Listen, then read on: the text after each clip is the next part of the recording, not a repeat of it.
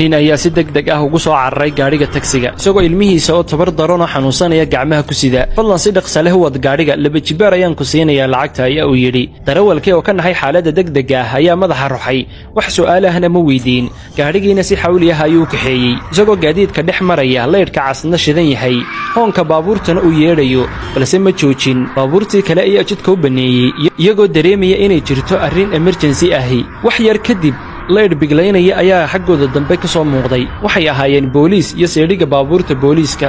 nabiga ku salliya si kastaba haatee darawalku ma gaabin gaadhiga uma joojin markii ay ugu dambeyn gaadheen cisbitaalkii ninkii ayaa si degdeg ah uga booday gaadhiga isagoo ilmihiisa gacmaha ku sida waxa uu ka orday gudaha cisbitaalka isagoo qaylinaya oo gargaar dalbanaya dhakhaatiir ayaa si degdeg ah ugu soo cararay ilmihiina waa la qaaday daqiiqado kadib ninkii waxa uu weli taagnaa gudaha cisbitaalka isagoo welwelisan kadibna si lama filaan ah ayuu u xasuustay darawalkii taksiga ee uu ka yimid dibadda ayaa u soo orday balse waxa uu arkay booliiskii oo darawalka xidhaya suga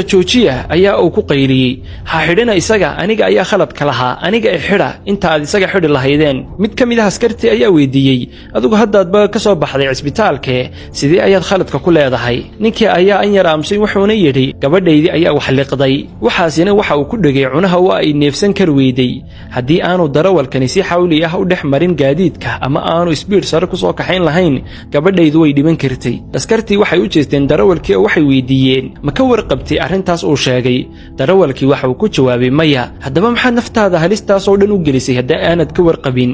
darawalkii waxa uu si toos ah indhaha uga eegay askarigii waxauna yidhi arrinta gaarka ah ma ogeyn laakiin waxaan arkay inay jirto arrin emergency ahi haddii ay arrintaasi ilmahayga ku dhici lahayd aniguba tagsiilaha waxa aan jeclaan lahaa inuu gaadhiga si xawli ah wado gacmihiisii ayuu u soo fidiyey si katiinadda loogu xidho igu xidh ayaa uu ku yidhi oo samee waxa waajibkaaga ah